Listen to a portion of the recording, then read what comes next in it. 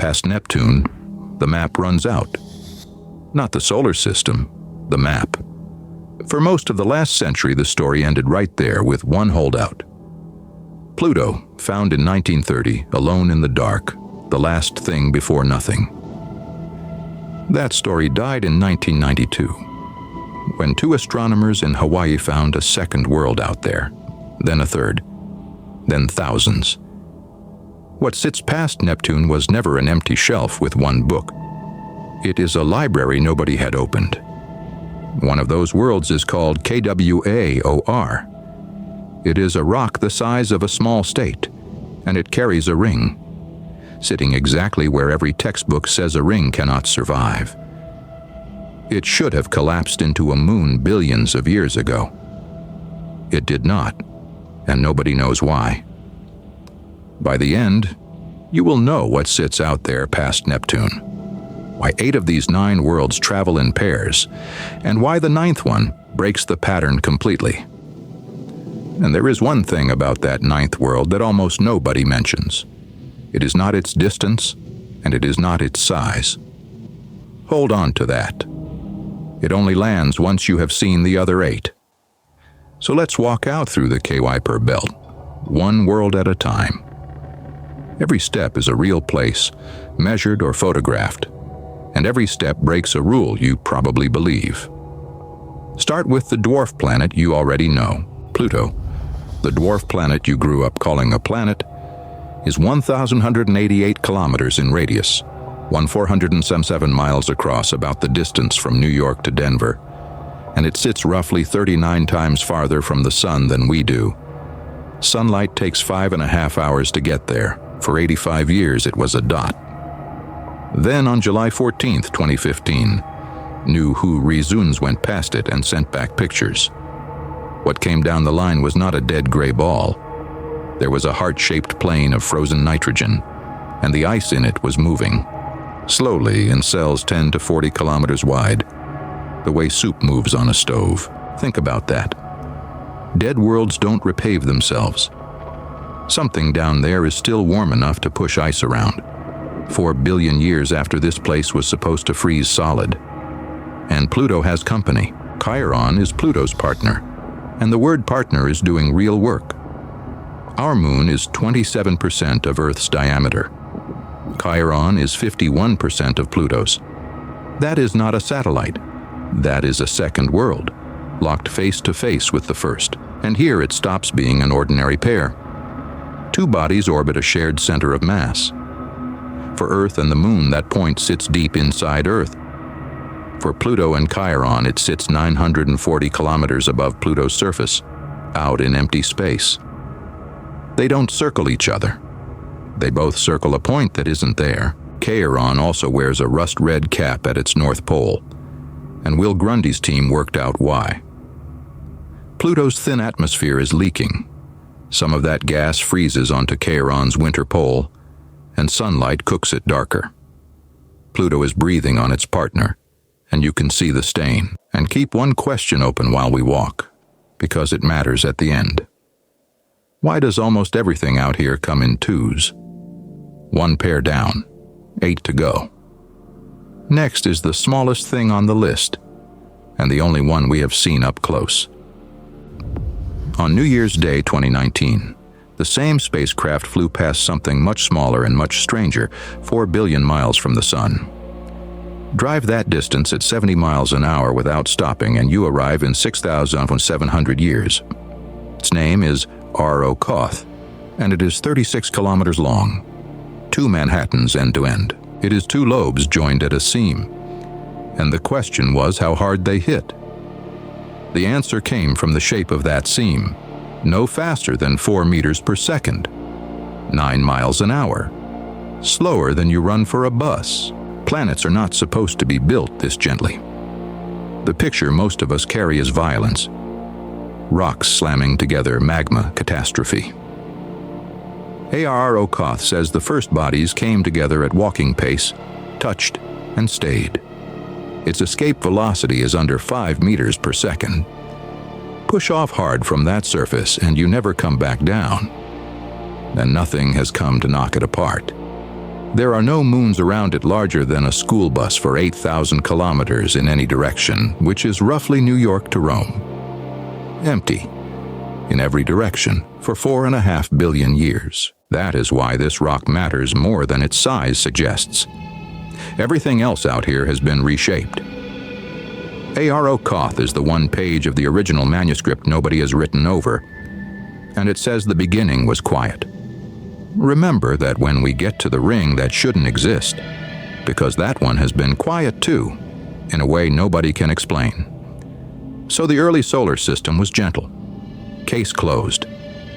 Except the very next world on this ladder is a wreck. Haumea is a dwarf planet shaped like a rugby ball. More than 2,300 kilometers along its long axis, roughly New York to Houston. And it completes a full rotation in 3 hours and 55 minutes. Nothing that big in the solar system spins that fast. Nothing even comes close. Something hit it, and the debris is still out there. Mike Brown's team found a family of icy fragments on nearly identical orbits. Pieces of Haumea's own mantle, still flying alongside the thing they came off. And in 2017, watching Haumea pass in front of a star, Jose Luis Ortiz's team saw the starlight blink twice before the world itself arrived. A ring around a dwarf planet. Until that night, rings were something the giants had, and the same collision that stripped its mantle left it a satellite system. Haumea did not come out of the wreck alone. 3 pairs down. So hold both of these in your head. Arrokoth, assembled at walking pace, untouched for 4 billion years. Haumea, hit so hard it is still spinning, dragging its own wreckage behind it. Same era, neighboring orbits, 2 different childhoods, and no one has reconciled them. Makemake, the third dwarf planet on this walk, reflects 77% of the light that hits it. Fresh ski slope snow at minus 240 degrees. For years that was the whole story, bright, cold, and still. Then in September 2025, Sylvia Protopapa and Ian Wong pointed the James Webb telescope at it and found methane gas glowing above the surface. Hundreds of kilograms of it, every second. Makemake became the second object out here, after Pluto caught actively venting something. And this is where a channel could tell you they found an atmosphere. They didn't. Wong's own words, future observations, will help determine whether the methane arises from a thin-bound atmosphere or from plume-like outgassing. A thin sky or geysers. Webb caught it. Webb cannot explain it. Makemake has a partner too, a moon called MK2. Darker than coal, found by Hubble in 2016. It took until 2025 to work out how it moves. 1 lap every 18 days, on an orbit tipped almost edge-on to us. 9 years to trace a circle. That is what working at this distance costs. And it is why the ring I promised you at the start took until 2023 to find. 2 more worlds first. Now the dwarf planet that changed the textbooks. In 2005, Mike Brown found Eris, and for a while it was the 10th planet. Then they weighed it. Eris is 27% more massive than Pluto, and its radius is 1,163 kilometers against Pluto's 1,188. Heavier and smaller. Same size, different insides. So ask yourself what got Pluto demoted, because it wasn't size. On August 24, 2006, the International Astronomical Union wrote down 3 requirements for a planet.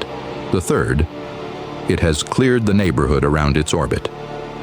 Pluto hasn't, neither has Eris. Pluto wasn't fired for being small. It was fired for the street it lives on. And Eris has a partner of its own. Heavy enough to have slowed Eris until both turn at the same rate.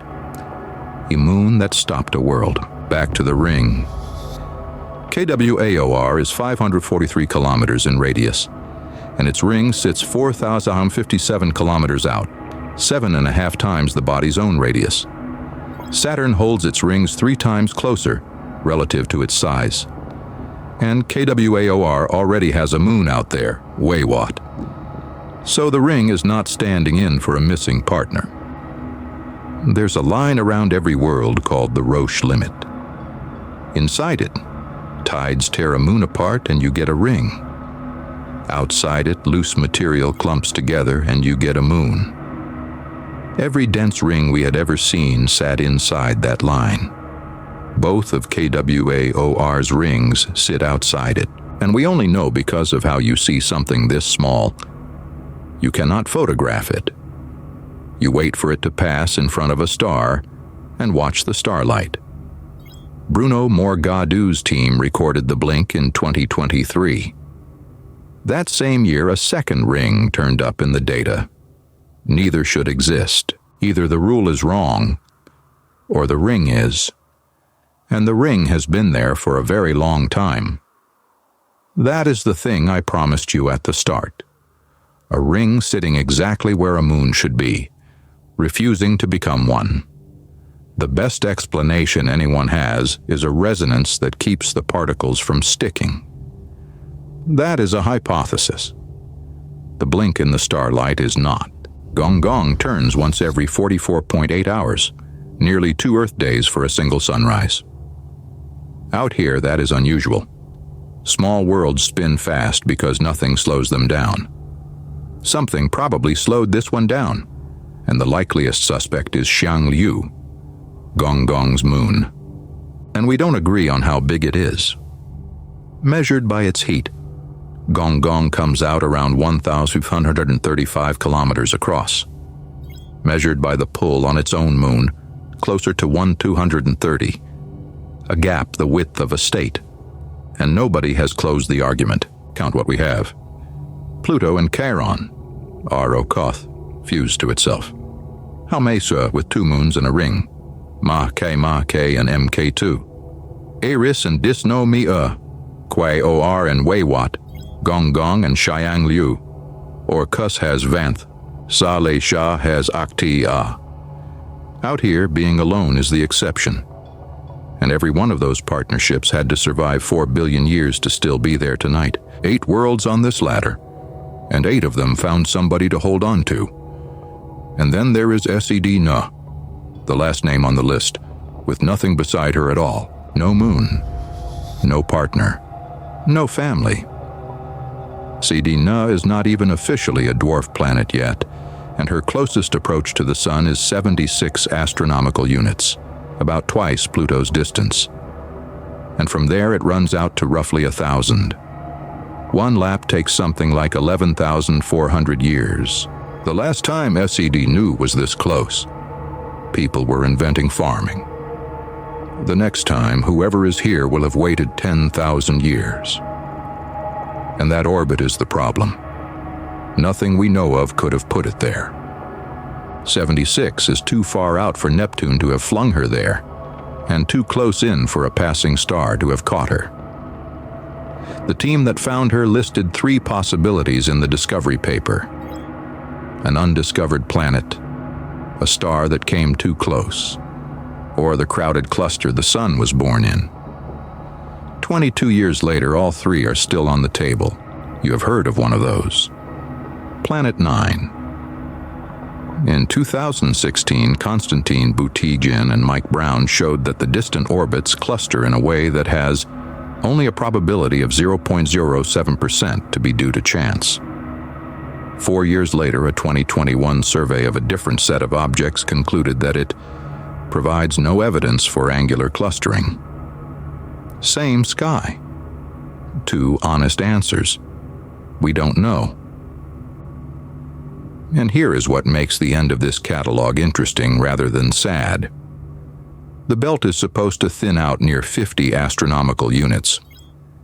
But New Horizons carries a dust counter built by students, and past 55 it kept reading more dust than the models allow.